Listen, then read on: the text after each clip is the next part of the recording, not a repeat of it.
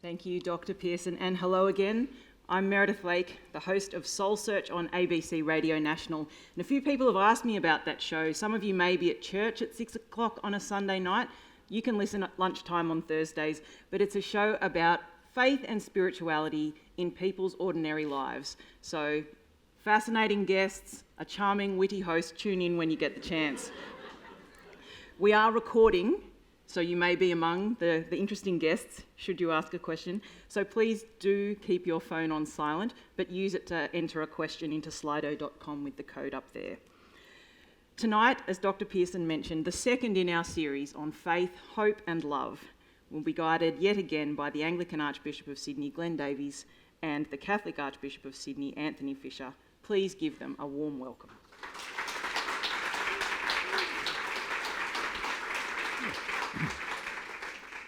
Now, Barack Obama's favourite novelist, who is also my favourite novelist, is the Pulitzer Prize winner Marilynne Robinson.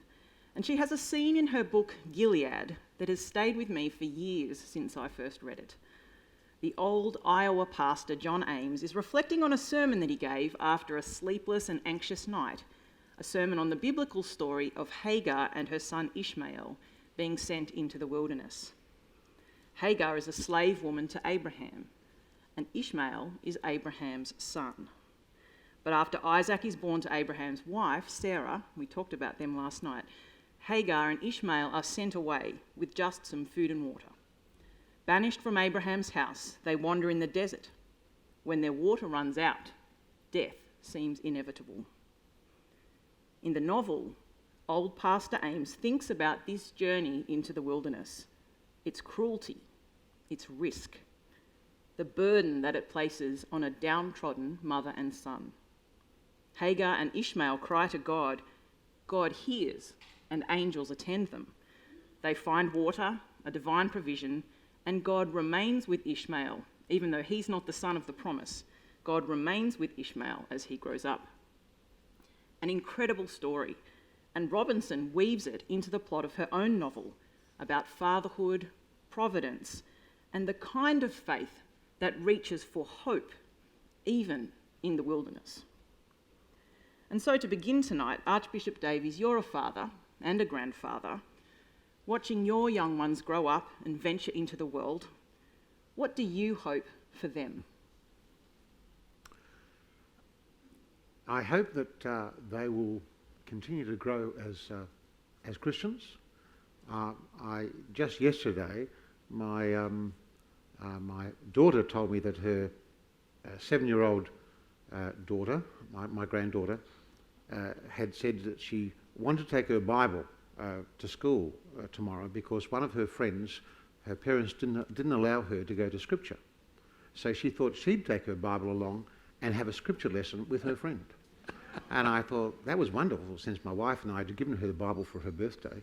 And so that kind of wonderful young faith I'd like to see grow in each of my 5 grandchildren, and allow the world not to press upon them so much that their faith won't be, as it were, overtaken by the weeds of the world or the shallowness of soil, but grows fruitful 70, 100-fold. Archbishop Fisher, I don't know if you've read Robinson's Gilead. I don't know, we can have a book club later then. Yeah. But is there a book that you turn to, apart from the Bible, and perhaps a novel, that you find enlarges your hope? I have read Gilead and I loved it. And I loved, like you, the sense of hope in the wilderness, that pastor's been through a lot, as his family have been, and his ancestors. Anyway, I recommend it to you all. Look, I read a lot of books. I love, for an easy read, the Alexander McCall Smith's series. So the number one ladies detective agency. And this enlarges your hope. It does, and I'm going to say why. Because our detective in the detective agency stories, or in the 44 Scotland Street stories, Bertie, they're both wide-eyed with hope all the way through, whatever they're going through. And it's something that makes you extremely affectionately disposed to both of them. So there's something there in those novels, I think, of the real allurement of hope, why we need it, why we love it when we see it. Wonderful. Well, would you now welcome Archbishop Fisher, who will speak first tonight on hope, the virtue of life. Thank you.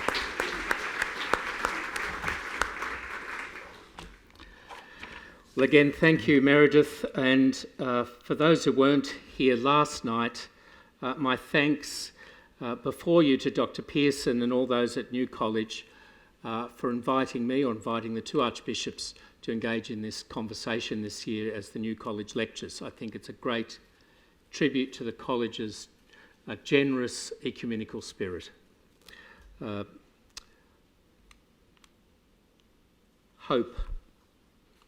Hope is the only thing stronger than fear. A little hope is effective. A lot of hope is dangerous. A spark is fine as long as it's contained. So says President Snow in The Hunger Games, Suzanne Collins's trilogy, which has outsold even the Harry Potter novels. More than 70 million copies in the US alone, translations into 50 plus languages, film adaptations to boot. For the few who don't know the story, it's set in a dystopian country called Panem, with a wealthy capital city and 12 poorer districts. Every year, a boy and a girl from each district are selected to compete in a televised fight to the death. But one year is different. A girl called Katniss Everdeen volunteers for the Hunger Games in place of her younger sister who'd been drawn. From the moment she volunteers, Katniss becomes a symbol of hope for the oppressed and poverty-stricken members of District 12. As it turns out, Panem's tyrant, President Snow, is right to fear that such hope can fuel a revolution. Of course, there are many types of hope. There are little hopes, like that I might get to Kensington through the Sydney traffic in less than an hour, or my optimism that tomorrow will be sunny. I can hope for bigger things, such as winning the lottery or marrying the right person. I can even hope for things of global import, such as peace in the Middle East or that Australia win the cricket. Such hopes are related but different, and not just in their gravity or whom they affect. Some are feelings, some wishes, some more probable than others. Some are based on evidence and reasoning, others in intuition, temperament, or fantasy. Behind our small h hopes, the French philosopher-dramatist Gabriel Marcel suggests that there's a deeper hopefulness, or big H, hope. Rather than a feeling, wish, choice, or activity, Marcel argues that hope is a paradigm or interpretive key that orders our feelings, wishes, choices, and activities. And here we touch on one of the differences between hope and optimism.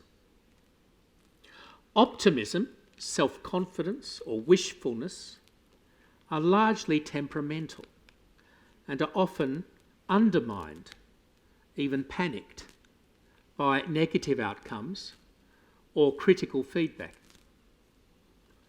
Hope, especially hope grounded on faith, or on some secular equivalent, endures through such challenges. Thus, Rabbi Jonathan Sacks observes that the Hebrew Bible is not very optimistic, but is one of the great literatures of hope.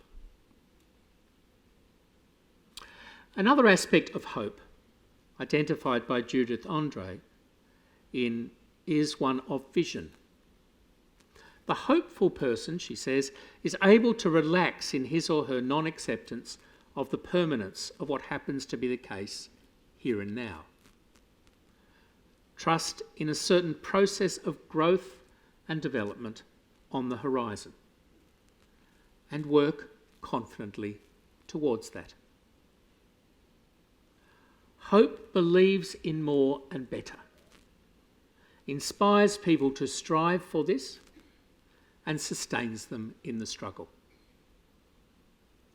And the object of Christian hope is the kingdom of heaven. Thus, Paul describes those saved by grace not just as the faithful, but also as the hopeful. Those called to hope, steadfast in hope, hoping against hope, cheerful hopers, heirs in hope. A third difference between optimism and hope might be in their evidence base. Optimism is about temperament and may fly in the face of all evidence. Theological hope, on the other hand, is grounded in faith, or as Archbishop Davies put it last night, God's promises. And as the letter to the Hebrews points out, such promises are reliable because it's impossible that God would prove false. Thus, the hope that is set before us, the letter continues, is a sure and steadfast anchor of the soul. A hope that does not disappoint, that carries us through life's struggles. In these three ways, hope is that revolutionary virtue so feared by tyrants. Last night I shared a little of my experience as a hospital patient for 5 months.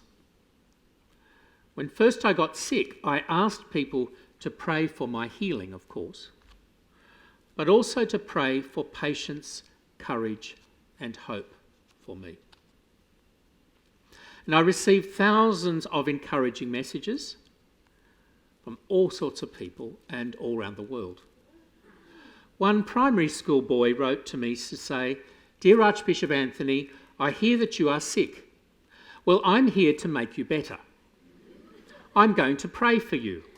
But in the meantime, you should take lots of Nurofen."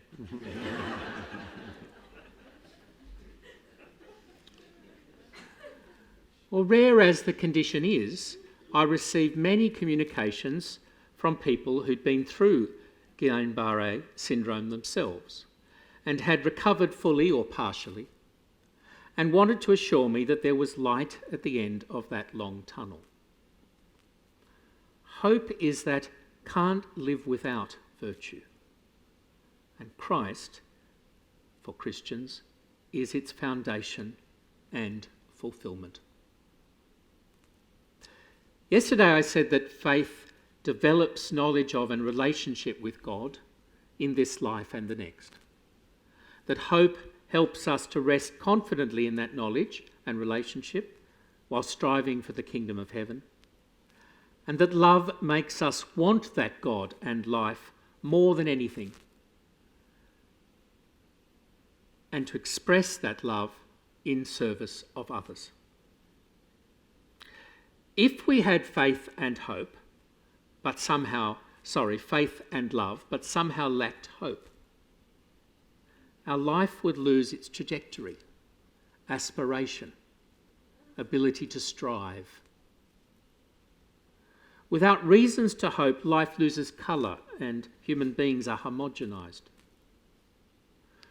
The rather gloomy philosopher Friedrich Nietzsche described the hopelessness of the age and the consequent loss of commitment to the future as the end of history. It was, he said, the age of the last men, who care for nothing but the present, and therefore only for comfort and the status quo. What is love? He asked. What is creation? What is longing? What is a star? So asks the last man and blinks. But Christian hope looks the end times in the eye and does not blink. It points to divine love and creation's author. It knows the longing of the restless heart and the call to follow the star to Bethlehem. Christianity is essentially a religion of hope, the driving virtue of life. In a culture of presumption, ego and entitlement, it says we're made to hope for more than self-promotion.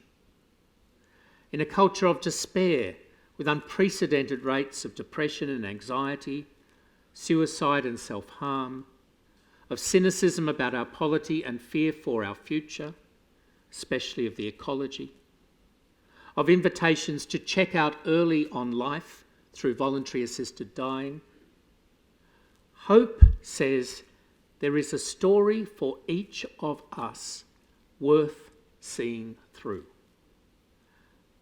Part of a bigger story with a glorious final scene.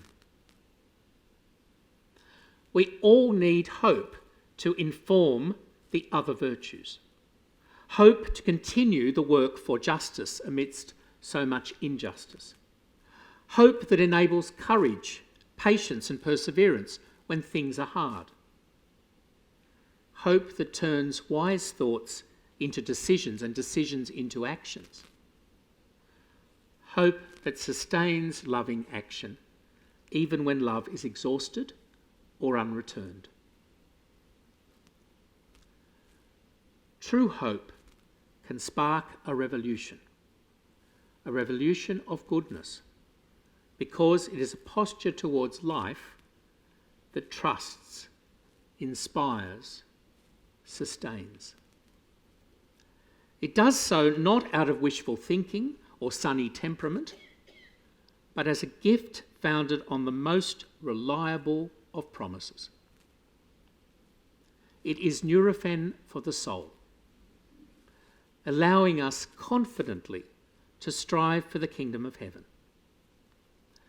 It's the can't live without virtue, without which we lose purpose and trajectory. And it informs the other virtues. The Canadian author R.J. Anderson wrote, "We need all kinds of books because there are all kinds of readers. And a story that one person finds depressing and pointless may be the same story that inspires another person to go out and change the world. So read the books that move you, that make you gasp and rage and weep. Read books that challenge and provoke you, books that remind you to examine your assumptions and check your privilege, books that make you question if what is or could be should be. And leave a little room on your bookshelf for hope, because none of us can live without it."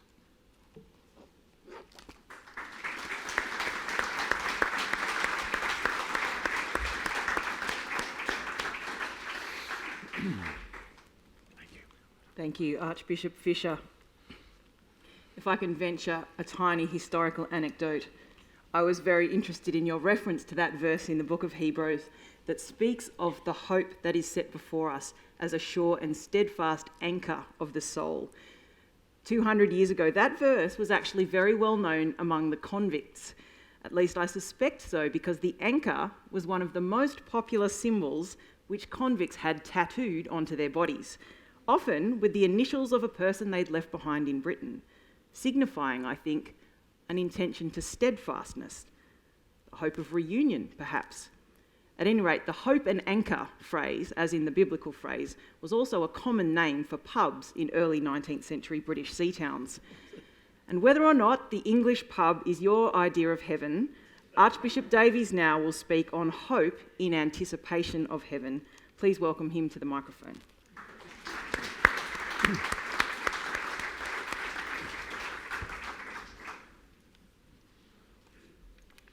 shan't show you my tattoo. Thank you again, Meredith, and again thanks to Dr. Pearson and the community of New College for the invitation to me and to Archbishop Fisher, and it's been an honour for me to share the platform with the Archbishop for these 3 lectures. I should add, for those who weren't here last night, that I've got nothing up my sleeve and nothing in my pocket. In Proverbs chapter 10, verse 28, we read, "The hope of the righteous brings joy, but the expectation of the wicked will perish." Last week we witnessed millions of children and young adults rallying worldwide outside parliaments and embassies, declaring that climate change is a real and pressing problem for their generation. It's a hopeless situation. Global warming, rising sea levels, volatile weather events, which they believe the grown-ups of this world, particularly political leaders, have done little to address. This was highlighted in the outstanding speech by a 16-year-old Greta Thunberg, a Swedish high school student and activist, at the recent United Nations Climate Action Summit. She said, "This is all wrong. I shouldn't be up here. I should be back in school on the other side of the ocean. Yet you all come to us, young people, for hope. How dare you? You've stolen my dreams and my childhood with your empty words. People are suffering. People are dying. Entire ecosystems are collapsing. We are in the beginning of a mass extinction, and all you can talk about is money and fairy tales of eternal economic growth. How dare you? The eyes of all future generations are upon you, and if you choose to fail us, I say, we will never forgive you. We will not let you get away with this."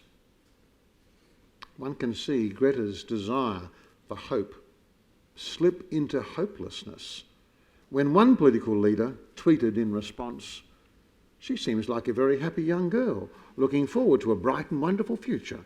It's so nice to see." I've forgotten who did that tweet.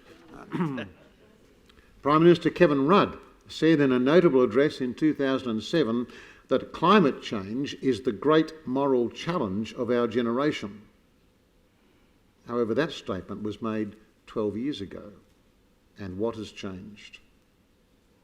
It's not surprising that the next generation who will be most impacted by climate change are crying out for action from governments, from industry, from all of us, because they see the peril that the world is facing. They see the hopelessness of the world in which they live, and all they can foresee is change and decay, and indeed that is the very nature of the world in which we live. While scientists acknowledge the rise of entropy or disorder in terms of the second law of thermodynamics, the theological observation is that our world is in a state of decay and corruption. This is most notably seen in the human condition, in the audience before me, whose lifespan is limited and whose progress along the line of decay may vary from seat to seat. Yet none of us can escape the inexorable end of this process, namely death. No wonder despondency, depression and despair are on the increase. Where then is hope? Hopelessness is the opposite of hope. The Bible speaks of hope and gives us hope, not only in this life but in the world to come. Biblically grounded hope is not wishful thinking, as the Archbishop said. Rather, as J.B. Phillips translates it, hope is a happy certainty. Hope is not just the expectation of what is to come, but the certainty of what is to come. When God created the world, it was not like it is now. God created a faultless and flawless world in which there was no death and no decay. Had this world not been corrupted by sin, our first parents would never have experienced death. but neither would they have remained toiling in the Garden of Eden forever. From the outset, Adam and Eve had a heavenly hope. The horizon of this hope is described as God's Sabbath rest, the seventh day into which he entered after his 6 creative days. To press this eschatological hope upon the human consciousness, God fashioned a weekly time frame for the first humans in a 6+1 pattern. 6 days of work, followed by 1 day of rest. This pattern is built into the very fabric of creation and reflects God's creative activity and his own day of rest. For God, that 7th day is an everlasting day of rest, from which he beckons humanity to join him forever. In the Garden of Eden, Adam and Eve had not entered into God's rest. They toiled in the garden. Their toil was tiring. They needed rest. Indeed, God gave them 1 day in 7 as a day of anticipation, a day of hope, looking for something even better to come. My point is that the hope of heaven is a hope that was intrinsic to the created order. Accordingly, Isaiah prophesied of a future day when they shall run and not be weary. They shall walk and not faint. However, the failure of Adam and Eve, and indeed of all humankind thereafter, means that the natural trajectory of life without God's intervention is not hope, but hopelessness.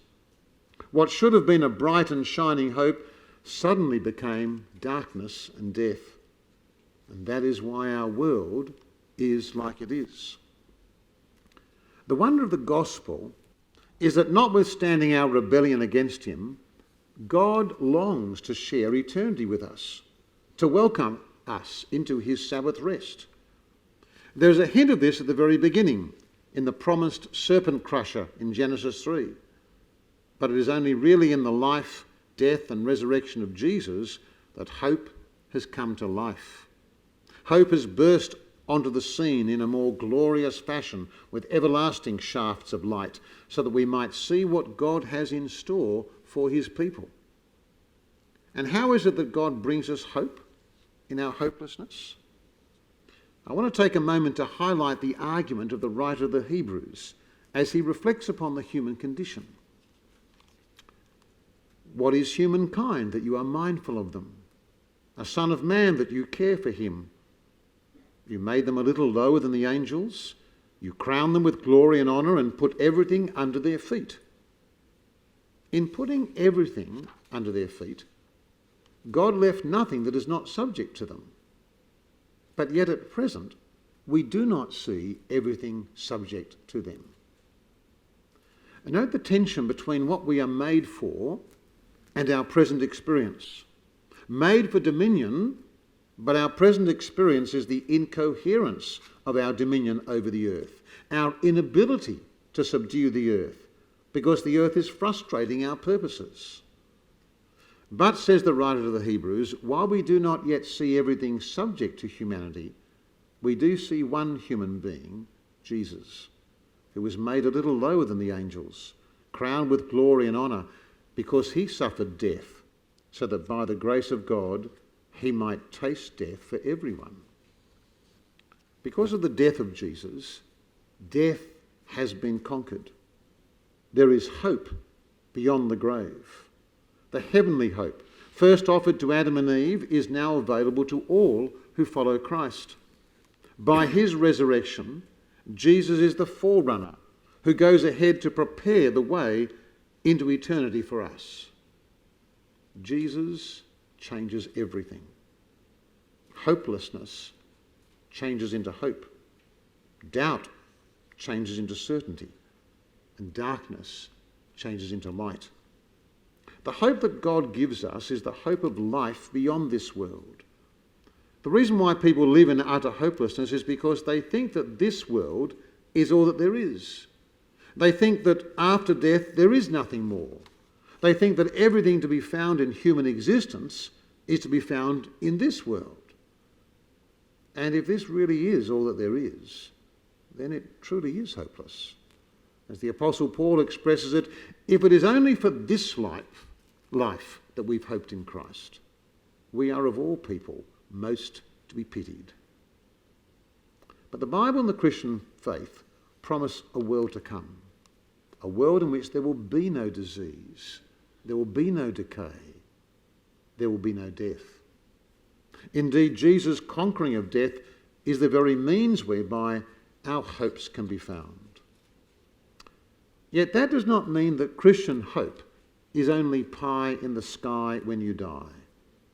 Hope reshapes how we live in the present. For example, hope tells us that one day the scales of justice will be rectified. All wrongs will be righted when God sits upon the throne to judge the world. However, the fact that justice will be executed in the end does not make us indifferent to injustice in the present.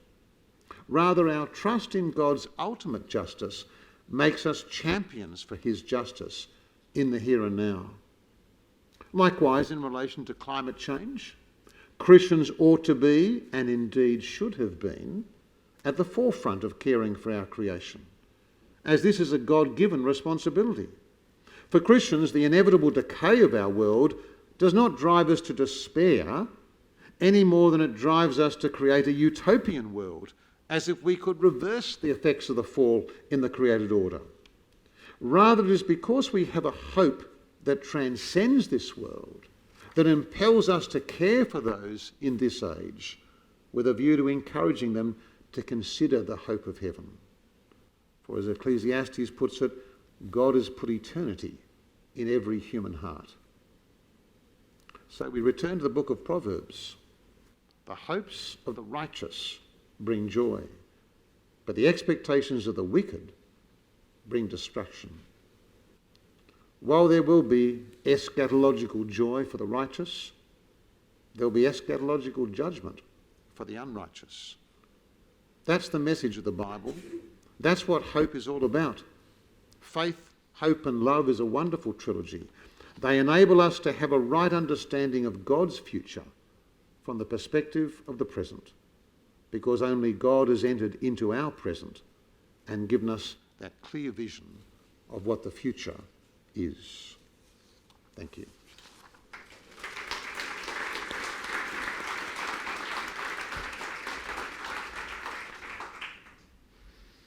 Thank you, Archbishop Davies. For the rest of our time together tonight, we'll be having a conversation between the Archbishops, extending some of the ideas that they've ventured in their talks, and then there will be, as Dr. Pearson mentioned, question and answer from the floor. So now is the time, if you haven't already, to go to slido.com and enter the event code to register your question. Alternatively, to write it down on the piece of paper you'll find on your seat and hold it up for the ushers to come and collect it. So please do that, and we'll get through tonight, hopefully as many of them as we can. To begin this section though, you've each suggested that Christian hope has specific objects, and you've used the language of heaven and the kingdom of heaven. If I could begin with you, Archbishop Fisher, what do you mean by that, the kingdom of heaven? Well, of course, I take the idea from Jesus himself, from the Gospels, especially Matthew's Gospel, and there's a cognate phrase of the kingdom of God, which probably is the same thing. And I think it's this sense that he gives us that something radically has come, the advent of Christ, and with that comes the possibility of being incorporated into God's kingdom and promised heaven. Something for this life and something for the life to come, both. And I think that's why some talk of a now and not yet eschatology, that you have a sense in the Gospels that something's come already that's radically new, and but which is a foretaste of something more yet to come. And that there's something to do right now in the here and now, where our feet are, but there's something to look forward to with our eyes in the future. And I think too, the idea of the kingdom of heaven is an immensely positive conception, both of what we can work with God and building up here on earth, and what we can look forward to. You think in the ancient world of the shadowy Sheol that was all that most looked forward to in the different religions. And this was promising something so much more fulfilling and joyful. We have a feast in the Catholic Church for Christ the King. And in the preface of Christ the King, we talk of the kingdom of truth and life, a kingdom of holiness and grace, a kingdom of justice, love and peace. And I think that's the kind of kingdom that we can have a taste of sometimes in this life, but which we look forward to in the life beyond. Archbishop Davies, how do you understand the kingdom of heaven as the object of Christian hope? Sure.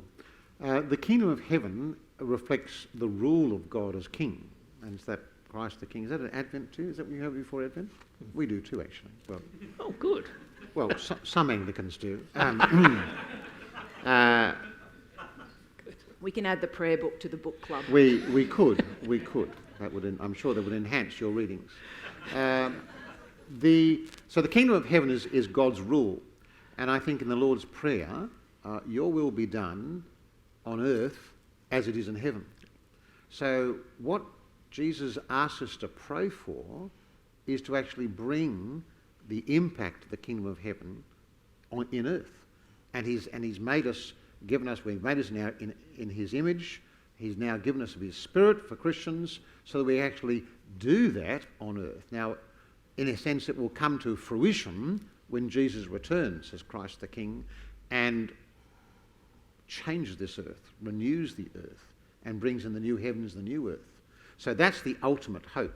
But we see bits of that in an incipient way in our own lives, where the kingdom of God flourishes and grows in Jesus' image like a mustard seed into a big tree.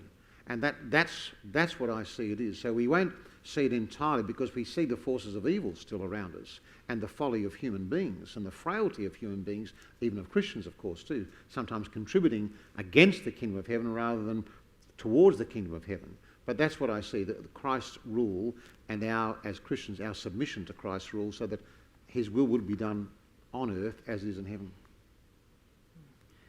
You've both raised the question of eschatology, or the idea of the end. This idea of Christian hope looking the end times in the eye and not blinking, rest as the eschatological goal of humanity. You raised that idea too of a pie in the sky when you die. How might Christians anticipate a kingdom coming to us rather than, a home in the sky that we escape to? How do we actually anticipate that? I think one of the reasons, a good question to ask is, when you become a Christian, why doesn't God just take you straight away? A bit like Elijah, as it were, the chariot. And the reason I take it is because he wants us to do his will here. And in actual fact, what we're doing here is we're training for the kingdom of heaven in the new heavens and new earth, where God is actually fashioning us into the likeness of Christ. So I encourage Christians to think, train yourself, like, scribes take out of the treasure things new and things old, and grow in your knowledge of God in this life, because that will be instrumental in our knowledge of God in the life to come. Now there'll be a fruition, there'll be a growth, I take it, in heaven itself, but God has a purpose for us here. And so it's not just a matter of, it's, something like God's waiting room, just, drumming our fingers, waiting to go, but rather, no, being active, zealous for good works, in the language of Paul to Titus. So that's what we need to be active in terms of, living out the kingdom values in this life and proclaiming those kingdom values, applying them to ourselves and encouraging others to apply them to themselves.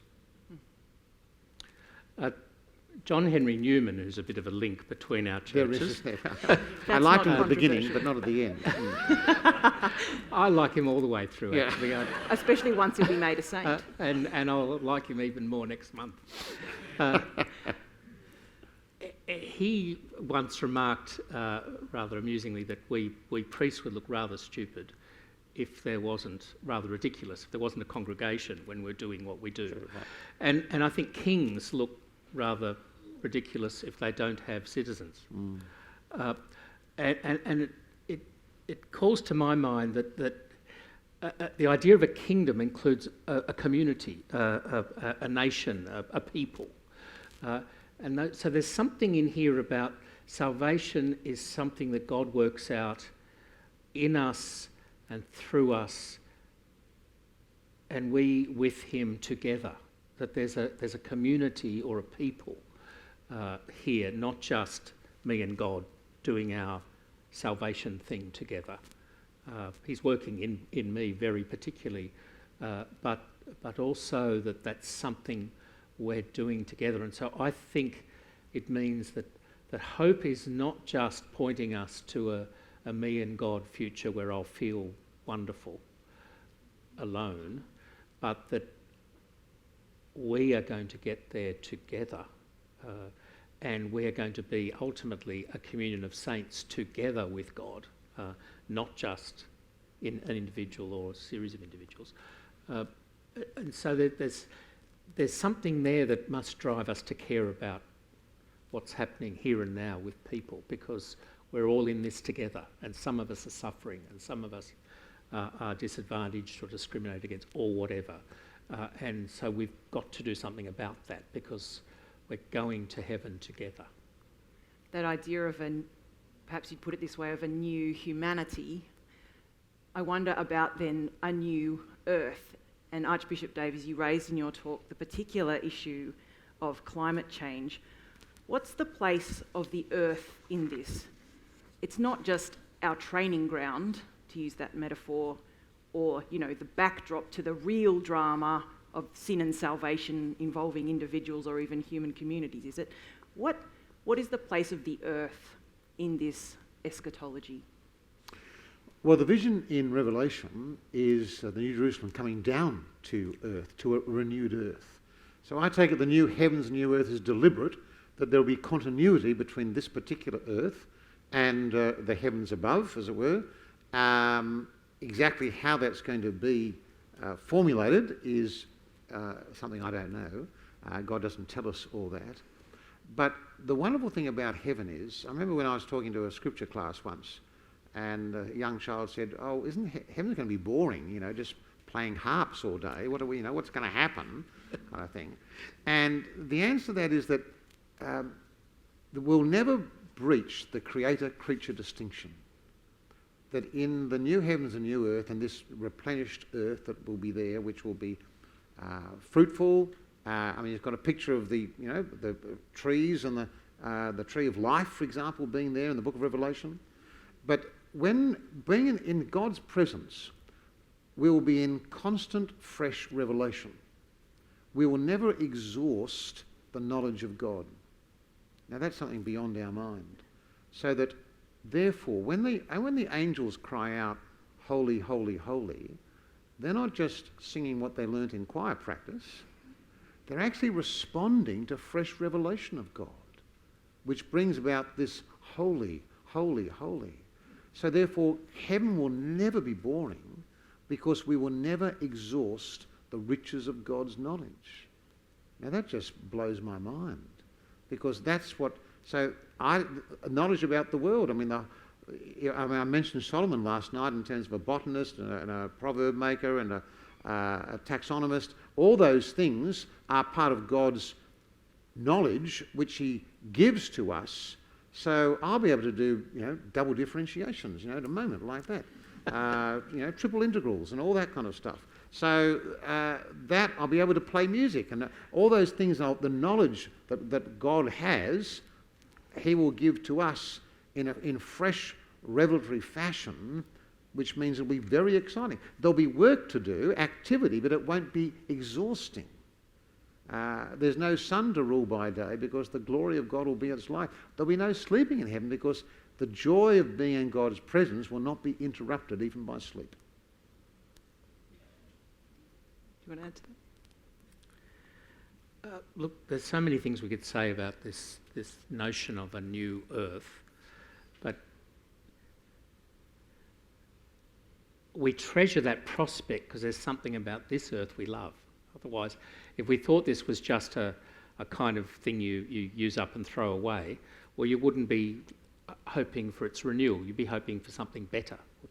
It's replacement. Yeah, exactly, a replacement and something perhaps very different.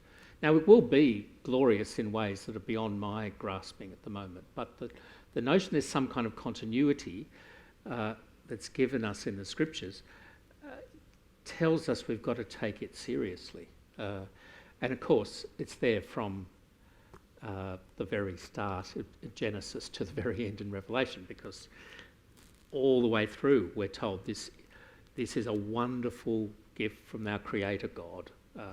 This creation, it is beautiful, it is the place for our human choice and action and acts of love and hope and faith and so on. And so I think we begin as Christians with a very positive view of creation and looking forward to its completion and glorification in the end of time. And I think that means it gives us both a sort of hope in the sense of vision. We're looking forward to something greater that will mean, for instance, we care, therefore, about future generations. We care, therefore, about whether species that are here now will still be here in 1,000 years, at least the beautiful ones. I'm not sure if Guillain-Barré syndrome needs to stay around for the next 1,000 years, but the beautiful things, there are so many of in creation. We care about the future of our world and hope for it in that sense, but also that pays out in present action. That if there's going to be justice towards future generations, if there's going to be those species in the future, well, that's going to have to pay out in how we live now, what we do as a society now. So I think that Christian love and hope for creation speaks powerfully to the ecological crisis and people's concerns about what to do about it. If I can just add, Meredith, we mustn't forget that we are part of creation. A creaturely solidarity, in fact, is what Pope from Francis dust we were called formed, for. to dust we shall return. And the continuity and discontinuity between our bodies now and the resurrection body mustn't be forgotten in this. So that in actual fact, that's an exemplar, if you like, of the whole new creation, the continuity aspect and the renewal aspect, so that they will be identifiable in heaven, I take it, just like Elijah and Moses were identifiable to Jesus and the three disciples. So therefore that sense in which the continuity will be there, but will be changed at the same time, in a twinkling of an eye, at the sound of the last trumpet.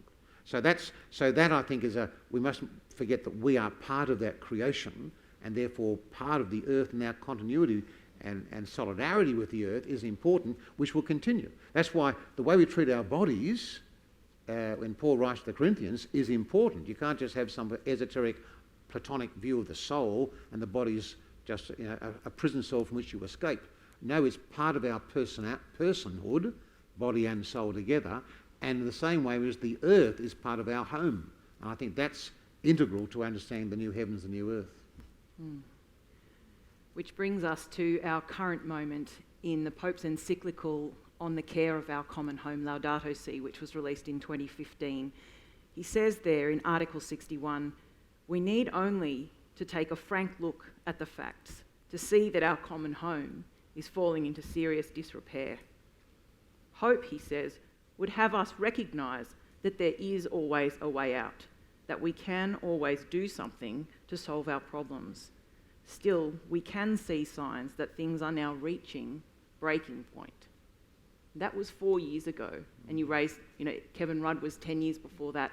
Not much has changed. Is that, though, because it's hopeless, or is it a case perhaps analogous to G.K. Chesterton's comment on Christianity, not that it's been tried and failed, but that it's never really been tried, is actually addressing the root cause of a changing climate, which the overwhelming consensus of scientists is caused by us, particularly by burning fossil fuels? Has a serious response, a serious reset actually been tried? Or is there something to the demands of the Greta Thunbergs of the world who are calling for decisive, immediate action with justice? When I think of the huge moral crisis that slavery was for the world, now there are a lot of factors in how over hundreds of years Western civilization came to see that as a shameful and wicked thing. But Christianity was a huge part of why that happened. You think of Wilberforce, you think of the great campaigners in America as well as in Europe. And Christian inspiration was absolutely at the heart of their passion and why they were determined to change things. It was they saw it as an existential crisis in their age. And you come to our age and you say, as many scientists would say, that this presents us with an existential crisis. Well, what is going to motivate the politics? What is going to motivate the change of lifestyles and the change of consumption habits and so on, if it's not something as big as Christian faith? A change of heart. If it's just telling people the scientific facts, well, we're telling them again and again, nothing much is changing. I think that possibly one of the effects of the fading of faith in certain powerful Western economies that we were talking about last night, one of the effects is you don't have that reservoir of idealism to take on a challenge like this one. And therefore I think we need Christians, if anything, to redouble their efforts and their commitment to the common good, to intergenerational justice, to the beauty of creation and the hope and promise of a new creation and so on. We need to do this for the whole community because we need, like the anti-slavery movement, had that reservoir of idealism and that sense of possibilities and that divine grace to call upon to do more than we could ever do on our own if we're going to tackle something as big as this. I think there are small things to be done which individuals can do.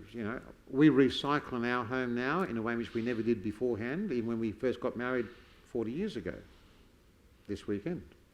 Congratulations. Same weekend as your birthday. Thank you, I was waiting for that. How did she put up with you for 40 years? I don't know. Well, it's all right for you.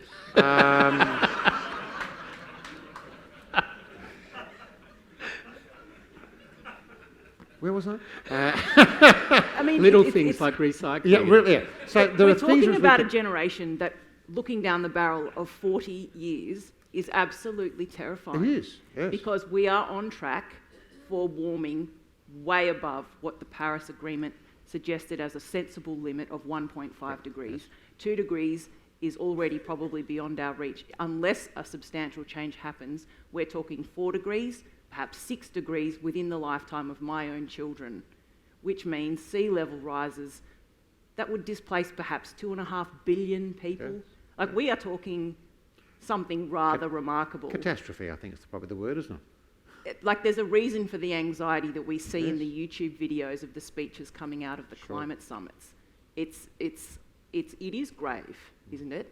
What action does Christian hope produce? Well, Christian hope produces, in one sense, as I said in my talk, we can't be fooled into think we can have a utopia here on this world, because this world actually is destined for destruction. There's a sense in which this world is going to be, burned up. We've already, there was a flood beforehand. It's not going to be flooded again. God's given a promise not to flood it again, but the transformation is going to be there. So we mustn't be too altruistic about this world, but at the same time, what Christian hope does is that we have a part to play in renewing this world and in preserving this world to the best of our abilities. But and take the slavery issue. The sadness is, one of the great achievements of Wilberforce is, there are more slaves now in the world than there were in Wilberforce's day. We all have a moral framework in saying we all know it's wrong, but it's the underground slavery, or used by another term in terms of sweatshops or whatever it might be, but still the selling of human beings and the trafficking of human beings. And it was the Christian Democratic Party in the upper house of our state parliament who brought in the first legislation about anti-slavery in this country, and in fact in the Western world.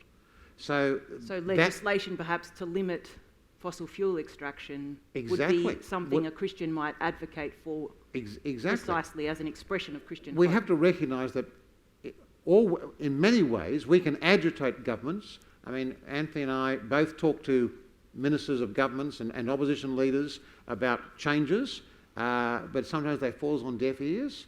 And we've got the ballot box, we can do that, of course, but really governments need to recognise, we need to bring the pressure upon governments in the same way in which Greta Thunberg was trying to do, but then look at the response from one particular political leader.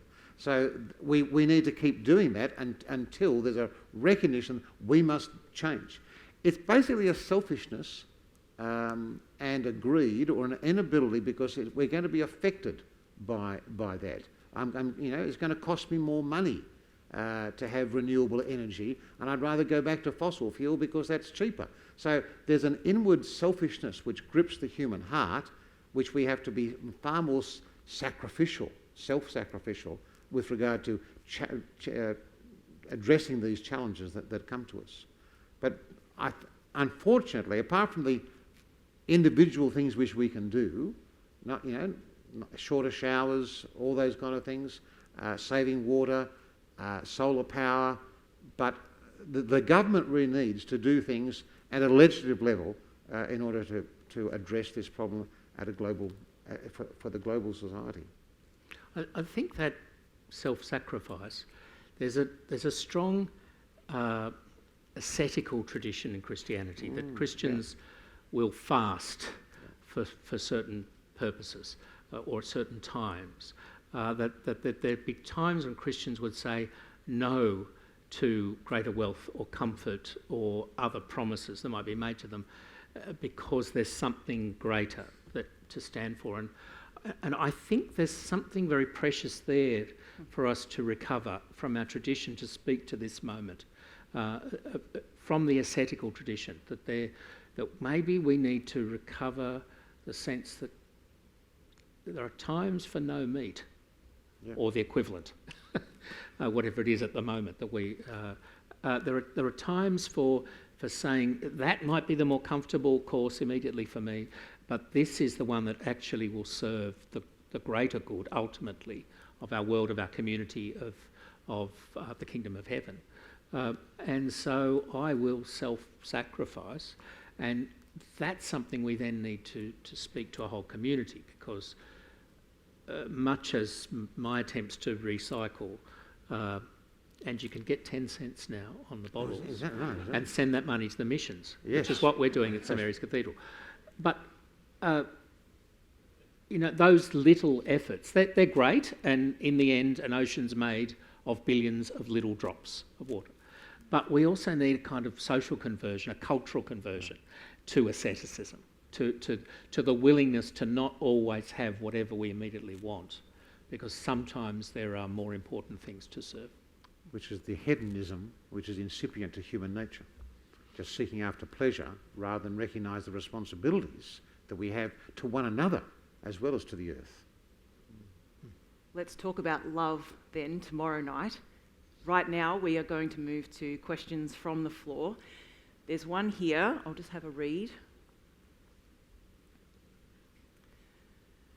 The idea of hope, this is from Ash from Uni Church. Hope, a virtue without which we lose purpose and trajectory, something none of us can live without. How can Christians engage well with the many in our society who seem to have no hope, who are apathetic towards the future, towards death, even judgment? Well, I think Ash has got a very good question there, because we, just like last night we talked about, how do you talk to a sceptical and secular world about faith? How do you talk to a often despairing world about hope? And why that matters to us is not because we're right and we've got the numbers or we want to have the numbers. It's because there are people that are hurting, people who need faith, and certainly I think Ash is aware of the people that need hope, people who, she says, are apathetic, who have no hope for the future. I think a starting point often is to look at what you have in common and look at what you do deep down really hope for. And my guess is even the most apathetic or the most pessimistic person would want something better than this for themselves or the people they love or the world around them, and say, look what little sparks there are there of faith or hope, and blow some oxygen onto those.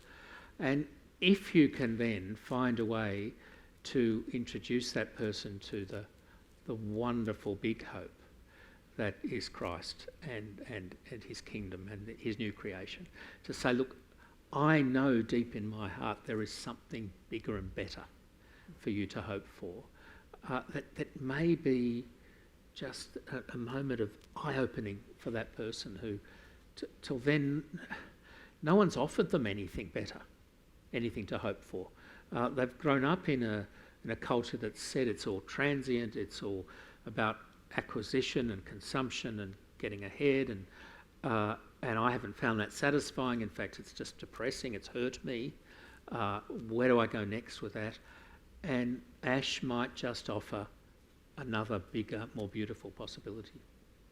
Thank you.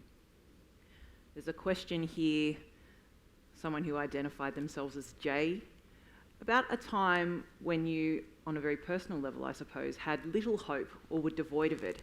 How did you overcome hopelessness in order to have hope? Perhaps you could answer, Archbishop Davies. I think that when, in times of hopelessness, you turn in on yourself, and that just brings you into despair and despondency, as I said, and that the world doesn't just revolve around you, and the problems aren't just yours. You have to think, what is there outside of myself? If you put everything up depending upon yourself, and whether it's a hedonistic lifestyle or selfishness or whatever it might be, to think, okay, I've got to think outside myself. And that's where community, which is another gift of God, that He's made us in community. I mean, Anthony, we talked about heaven is not just personal, individual by ourselves, it's part of the whole community of God, the saints on high, the saints of the Most High. So I think that's the way to think. And one of the things is, to look outside yourself, to find someone whom you could talk to about that. That's the most personal counselling suggestion I would make. And that's why you have counsellors, of course, too, to help the person move and think outside their own square. Otherwise, if they think in that confined space of their own self, they will shrivel up.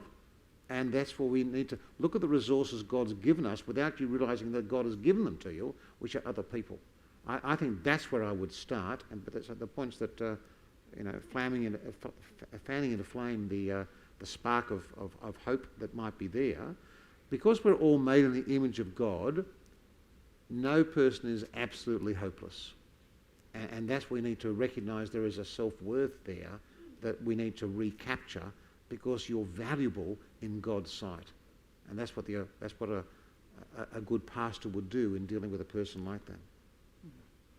There's an anonymous question here about the relationship of hope to joy. Joy's been mentioned a few times as an expectation. Does hope bring joy, or does that need love as well? Can hope and joy be maintained in the face of evidence of a downward spiral, such as with climate change, violence, materialism?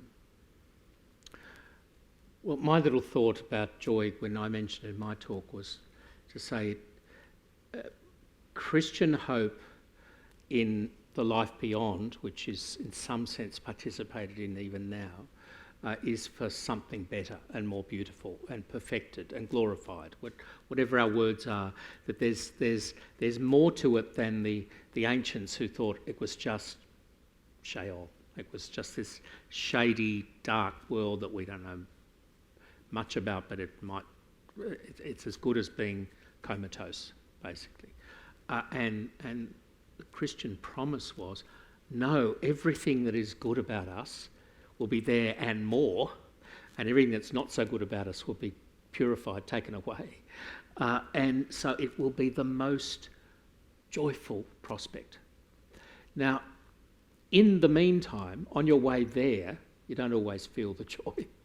You feel the tug of the promise, the aspiration, where you want to go, the desire for it. You feel, through faith, it's actually promised to you. But in the meantime, there could be a lot of suffering and a lot of difficulty. And I'm not going to say that people who aren't kind of happy, clappy all the time somehow are lacking in faith or lacking in hope. No, they may be going through a really hard time, but they persevere. At least some do. And why is that? Because there is a promise of something more and better. There is joy to come. I think of the Apostle Paul in prison, and you'd think that was a hopeless situation, but it was actually hope that not knowing when he was going to be released or if he was going to be released. And what we find in Philippi, he's singing songs, and that becomes the conversion of the jailer.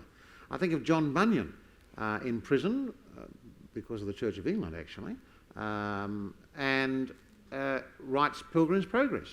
So his hope, and that story of Pilgrim's Progress through the despair, the slough of despondency and all that kind of stuff he has before his burden is removed, and that joy of that celestial city in his language is what keeps him going.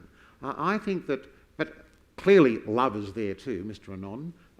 It's not as if you can isolate it from love anymore. You can isolate faith, hope and love, as we're doing this week. We might be focusing on one aspect, but they're interconnected, obviously. And God's love, covers a multitude of sins. But joy is that particular aspect of hope, that when you know that hope is a certainty, when Paul writes the Philippians, he doesn't know whether to be with God now is the greater joy, or to be here for your sake.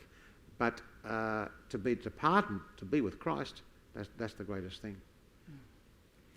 A question from the Reverend Graham Guy, perhaps picking up some of the things we began to discuss last night. There's been no mention yet of hope for those who were sexually abused by clergy who weren't believed when they reported it. The lights were turned off. How do you turn lights back on for the survivor? I thought we did actually talk about that last night, with respect. But the question is still a valid question, and I don't want to dismiss the gravity of the question. When we talked last night about when we've met survivors of sexual abuse, there have been good stories and sad stories in people's lives. The travesty of a betrayal of trust of clergy to their parishioners is something that both Anthony and I it's an abhorrent situation, and one example is one too many, and we've seen multiples, unfortunately, in both our churches. That brings us great sadness and a commitment to make sure that this, with all the procedures we put in terms of screening and education, so that these things do not happen in the future. But the reality of the deep sadness and distrust in the church that a lot of these people have is something which we need to work with and listen to their stories and believe their stories as we meet with them. Certainly. Thank you. A question here receiving at least one extra like. Anonymous again. As Christians today, how might we have hope that God's will be done in movements like abortion and freedom of speech? That's a large question. It is a large question. Well, and I think probably tonight the Legislative Council is going to pass a very bad bill on the issue of abortion, the area of abortion. Tomorrow the Legislative Assembly will pass it. And I find that very sad, and I think even there'll be in an audience like this, and certainly in a university like this, there'll be a very diverse range of views on abortion and what laws there should be or could be, and what supports there should be and could be. But most Australians find the idea of abortion right up to birth, no reason given, and even possibly after birth, if abortion's failed, that the child should be not given critical care. Well, they passed that amendment. But most people found that abhorrent. And yet it was still put to us, and there was an attempt to rush it through, and mostly the bill is going to continue, as was. There's been minor changes, minor tweaking. Now, at that point, we could just give up. We could say, it's a corrupt society, we're going off to live in our cave and be Christians in some perfect little world. And some people, that's what they feel driven to when they find that their deepest values are so trampled on.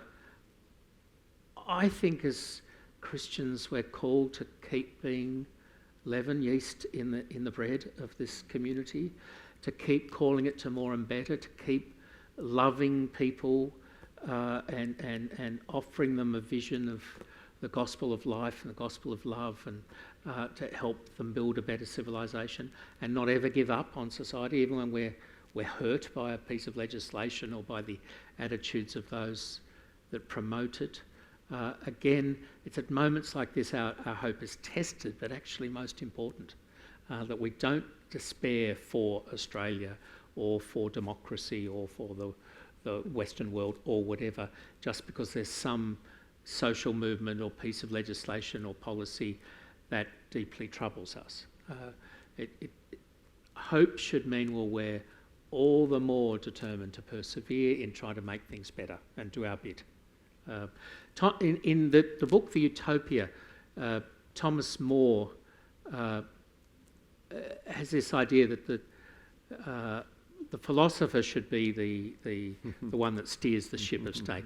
It's probably code for the Christian, but and he says, now the ship there's been a mutiny, and the captain of the ship's been kicked off the ship. It probably means God has been kicked off the ship, and you're the only person that can steer the boat, even though this is a corrupt group that have taken over the ship. Should you try and steer the boat through the storm to safety, or do you just abandon ship and give up? And he says, no, you stick with the ship and you try and get them to safety. And so I think we've got to be like that in this community, even when we might feel tempted to abandon ship, or to say, the mutineers have taken over, I'll give up. Sure. I think we need more Christians in politics.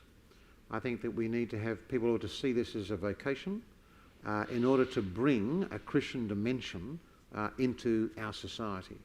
And I think that the thing that politicians fear most of all is losing their seat. That's what they fear. So I said at the rally recently that for the upper house we should vote below the line.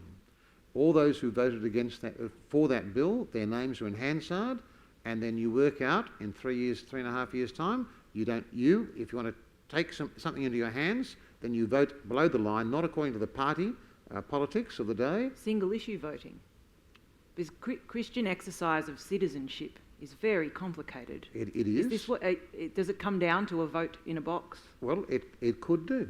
That's what I'm going to be doing in 3.5 years' time. I'm suggesting for people to consider. I'm not dictating how people are going to vote, obviously, but that's the way in which... That has happened. Well, not by me. I don't know who your friends are, but... so I think at that level, that's where the rubber hits the road. That's when because they're sitting in their comfortable number 1 or 2 box in their party, they think they're untouchable. Well, in actual fact, because we've got a democracy of voting, in the upper house at least. Not the lower house is different. You've got to go to pre-selection to do that kind of activism. But that would be one way in which you could do something practical. So a more expansive Christian citizenship Yes, indeed. is needed to address these issues. There's a question here from Christopher Bellinger. If Christian hope is meant to provoke us to hopeful action in this world, how do you explain the traditions of withdrawal from the world that are present in both the Catholic and the Protestant traditions? I guess picking up that idea of the ascetic tradition, how do we balance these different models of, well, Christian citizenship? I think I've just spoken to that actually in my example from Thomas More, and so Christopher didn't probably know I was going to address that, but we don't abandon ship. We stay there for the long haul and try and steer it to safety, even steer the mutineers to safety. But I do understand the need that Christians often, the tug Christians often feel to pull aside for a while too. And you see the Lord do that. Is there something that it offers the church, though, for that to exist within the spectrum of Christian responses to the wider world? That even if that's not everybody's calling, that perhaps there is something, for example, the devotion to the life of prayer or to something like that, that might be useful for the church in shaping its vocation that comes out of Some a withdrawal. people do. I think that's a very good point. And I think individuals will, for some part of their day, their week, their year, their life, want to pull aside, like the Lord did when he was just exhausted and his disciples needed rejuvenation and he needed time with his Father.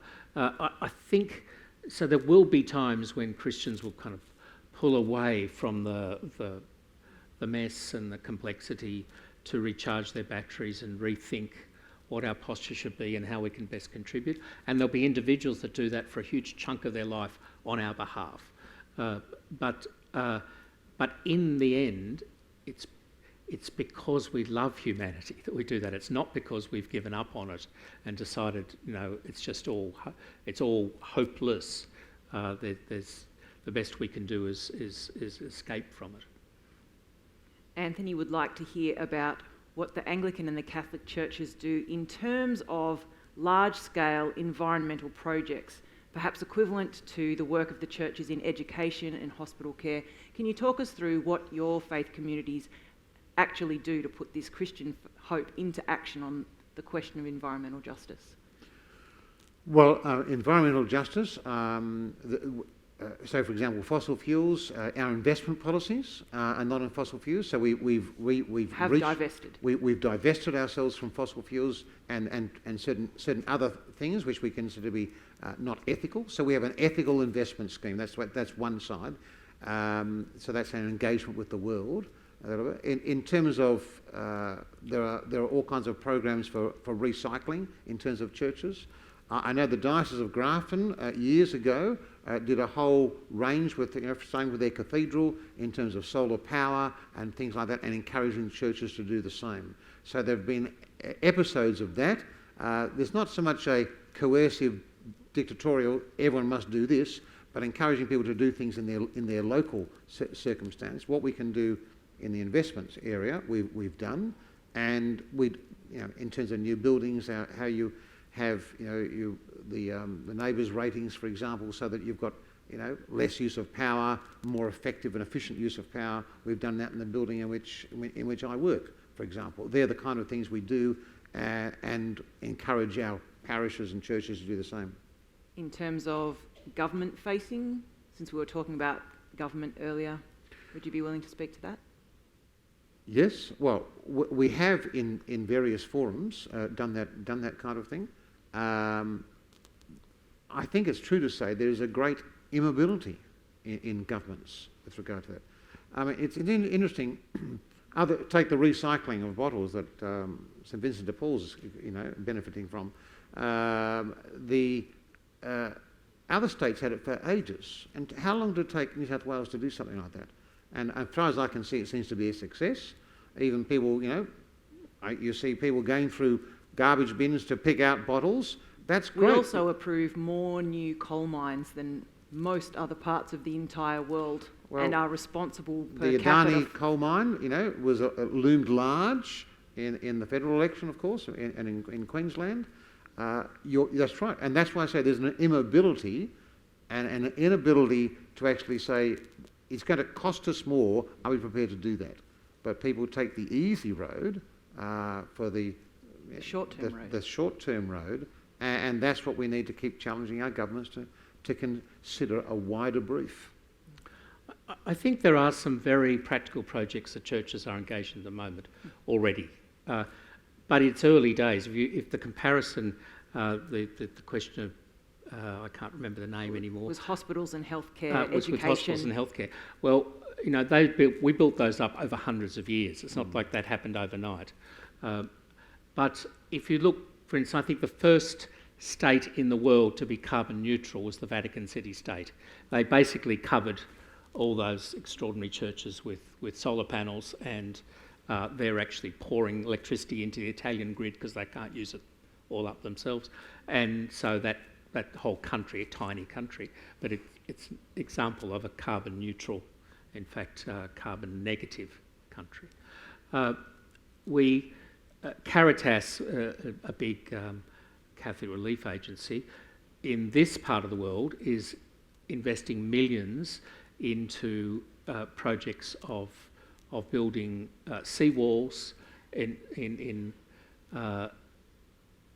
proofing the islands in the Pacific, such as Fiji and Kiribati, against rising sea levels, against tsunamis and other climate-related typhoons and so on. So there are some very practical projects, some of them millions and millions of dollars or billions of dollars that we can do. But I think the biggest thing that we can do is to be trying to bring about what Pope Francis talked about, an ecological conversion, that we actually have to change hearts and cultures. Our projects matter, and they're good symbols also to others who can do things, do projects. But we've really got to get to the heart of why this matters and to give people a motivation to do something about it, including our political masters. A question here from Margaret Pinchback from Christchurch, St Ives. Paul says, faith is the substance of things hoped for. Does this imply that people without faith also have no substantial hope? I think that people without faith, it's an ephemeral substance that they think they have. It's transient, it's not lasting, and ultimately, without faith, it's interesting, Paul actually says, whatever does not proceed from faith is sin. In terms of relationship with God, something which doesn't have a faith in God actually is displeasing to God. People will have all kinds of hopes and dreams and leave God out of their trajectory and out of their vision, but in actual fact, the hopes and dreams will, as in Proverbs 10, lead to destruction. And their expectations will not come to fruition. They may get some short-term benefits from their hopes and dreams, but ultimately, not only in this life, but also in the life to come, it's only true faith which brings substance to our lives. And that's really part of the reason why we continue to proclaim the gospel and tell people where they're going to find that substantial quality that faith gives. Can I ask? Can I challenge that a bit? I see the point. I think when I talked about Nietzsche and his last man that has no hope anymore, of course he's the man without faith. Yes. So I can see that. How do you hold on to hope in the midst of terrible trial if you don't have faith in its promises? But just as last night you talked about how you could have a kind of human faith, the faith that the chair will hold you up and not drop you the moment you sit on it, I think there's kinds of human hope that will sustain some people for some of the time. Now, whether it's going to get them through the really big existential crises, the complete breakdown of my most precious relationship, when everything I thought that mattered comes unstuck, then I suspect a lot of human hope finds it very hard to sustain itself. But Sometimes Christian faith runs aground. exactly, and Christian hope does. They both come a cropper. But I think probably just as talking about how grace builds on nature and perfects nature last night, and takes something as ordinary human faith and does something spectacular with that. I wonder if Christian hope also can sometimes build on something human beings have or share, but transform it into something that comes from a greater source, that has a greater authority. It's a bit like love in a family. A non-Christian family can still experience love and faith and hope. My point was, it's ephemeral. It's actually trading on the gift that God has given you without recognising the author of the gift. And therefore, ultimately, it will lead to despair because it isn't true in its form. What it's done is actually, it's like borrowing from God, if you like, or the sense in which you're like taking from the Egyptians, for example, plundering the Egyptians. So we're plundering God's gifts to us without recognising the Creator. It'll work for a while, but it will not be lasting. That's why it was ephemeral. It has the appearance of that because it actually comes from a good God. And that's part of God's common grace, of course. God sends the sun to shine and the rain to fall on the just and the unjust. God blesses everyone, but they don't realise it's a blessing from God. And that's the sadness of people living in God's world, benefiting from the good things that God gives them, without recognising that there's a response of gratitude from them to God, and when that's missing, those blessings will ultimately fail. So what then is the future of hope? There's a question from Al. In the eschaton there will be faith and love, but in what sense will there be hope? Or is it something that's extinguished upon satisfaction, you might say? I think hope and faith kind of merge in the new heavens and new earth. The hope has always got a future dimension to it, obviously, and because eternal life has a future dimension to it, then hope will always be there because our hopes continue to grow, that God will continue this new heavens and new earth into eternity. So I think clearly, if picking up the 1 Corinthians 13 reference where that comes from, faith, hope and love abide, but the greatest of these is love. And because love, as it were, energises the whole, faith, trusting God, hoping in God for our eternal security is there, embraced and undergirded by the love of God. I wonder if faith and hope even mean the same thing anymore in heaven. We talk of faith as looking through a glass darkly. Well, then we're going to see God face to face. So it's faith, at least as we experience in this life, is against a context of rival conceptions of meaning and chaos and how we see what's true and what most matters and how we hear God's promises and respond to them.